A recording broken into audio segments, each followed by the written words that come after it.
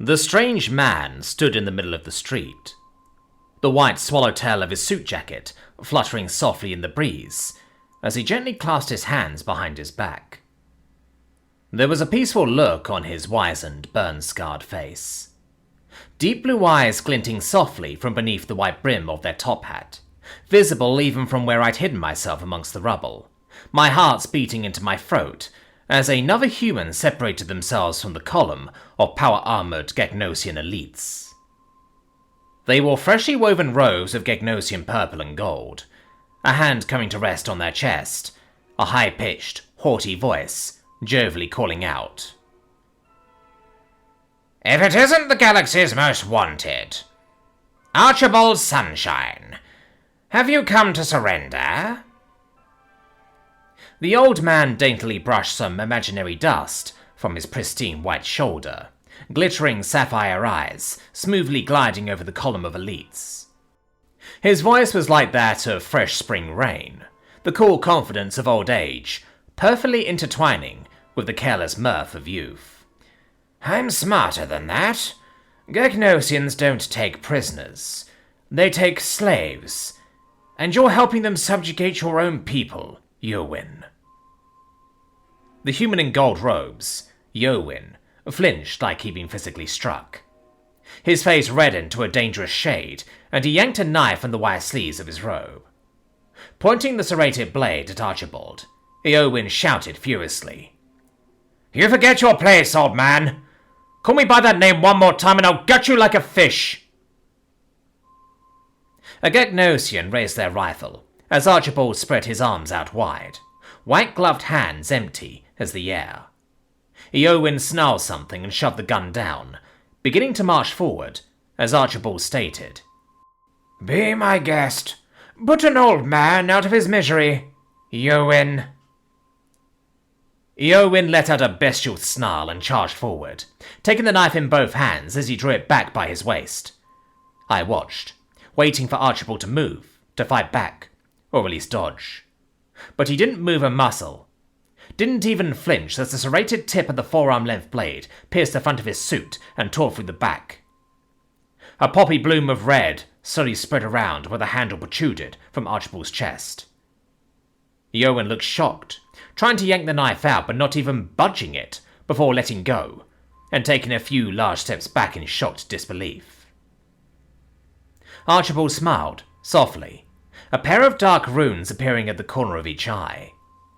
Those blue pools sparked as he turned his head to the sky slightly. Somewhere in the city, a howl rose in response, swiftly joined by others until it was a cacophony. "What are you?" A soft chuckle came from Archibald's throat, the mirth-filled gentle sound somehow louder than the tolling of funeral bells. Without lowering his head, the man calmly stated, "I am a man, one who'd been baptized twice, once by flame, once by the blood of those I loved. I am the patriarch of the Top Hat clan, the chosen brother of the 10th Vampire Lord, and a friend of the 4th Lycan dynasty. I am a man who has known only pain, whose skin still burns like the flames that had charred it when never extinguished. But above all, I am an agent of karma, and what goes around..." Archibald doffed his top hat and gripped the ornate knife handle in one smooth motion, as he finally lowered his head to look at Yowin and softly closed his eyes, blood-red tears dripping past the runes. The whisper that came from his throat reached my ears, like he was standing right beside me. "Comes around." There was a wet tearing noise as Archibald ripped the knife from his chest, crimson blood slowly staining the ragged wound. For a moment, it appeared as though nothing had happened. Then, Yowin began to shake, the front and back of his robes darkening with deep crimson in the exact same spot as where he'd stabbed Archibald. The traitor fell to his knees, vomiting up a red slurry with visible shock on his face when Archibald loomed over him with a carefully measured step. Yowin looked up at his killer in abject terror and utter despair as he strained his voice to speak. "Why aren't you dead?" Archibald just chuckled, softly, looking towards the Gegnosians as they uncertainly raised their plasma rifles. Archibald patted Yowen's shoulder with a soft sigh of relief. The funny thing is, I already am.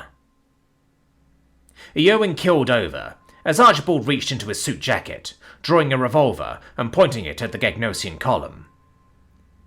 The Gegnosians, already fearful as evidenced by their hesitance, opened fire at once. What happened next? I still have trouble believing. Hundreds, if not thousands of greenish-yellow plasma bolts slammed into Archibald, turning him into little more than a black silhouette engulfed in green flames. But he did not fall. Instead, for every bolt that met his mark, a Gegnosian soldier would collapse, either silently or with muffled screams of agony. Panic spurred them on and dulled their minds, as they continued to fire everything they had at the lone man, engulfed in green flames and standing stock still. The clatter of power armor and the squeal of plasma rifles a deafening cacophony. But for it all, a high, clear laugh of relief could be heard the entire time.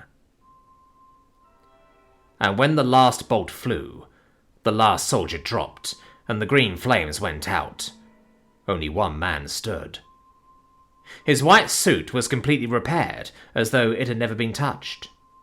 A genuine relieved smile on his face as he slowly turned his head towards the sky, skin turning a pallid grey as a weary, hoarse voice relievedly sighed.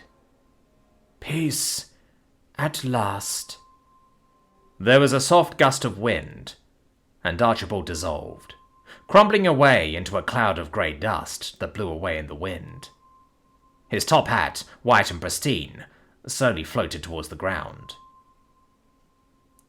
I don't know what compelled me to run from cover and catch it before it hit the ground, but I did, sprinting from the bombed-out building and barely catching it before it touched the ground. I looked down at it, in awe and wonder, enamoured by the man who had once worn it. The sound of claws against the pavement made me look up. I didn't flinch as I looked into the eyes of the horse-sized pitch-black wolf. There was a soft stretching sound, and the popping snap of shrinking and rearranging bones, until a tall, slender man in a pitch-black suit and armoured ski mask looked at me with deep sadness in his eyes. I offered him the hat, respectfully, but he declined. Seeing movement from the corner of my eye, I glanced up at the various bombed-out buildings. People in technicolor suits and top hats gazed down, silently, almost reverently. My mouth fell slightly open in both shock and anger as tears blurred my vision. Why didn't you help him?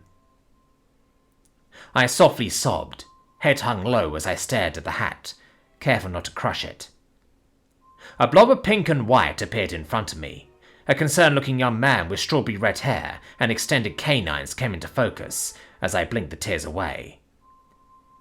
The man gave me an understanding, if sad, look, and quietly stated, He ordered us to stand down, and when the boss gives an order, you listen, no matter how much you want to disobey. I sniffed, softly. I wanted to ask them why again and again, but knew I'd get no other answer, so I just hung my head and cried for Archibald. I didn't need to know him, to know his death was worth mourning. The young man in the pink suit gently hugged me to him, and I collapsed into the embrace, crying into his shoulder as every emotion I shoved away to survive came flooding back. With surprising ease, the young man in pink lifted me up and held me to his chest. A single grief-stricken sentence made me feel even worse. Come on, let's let the boss's kid know.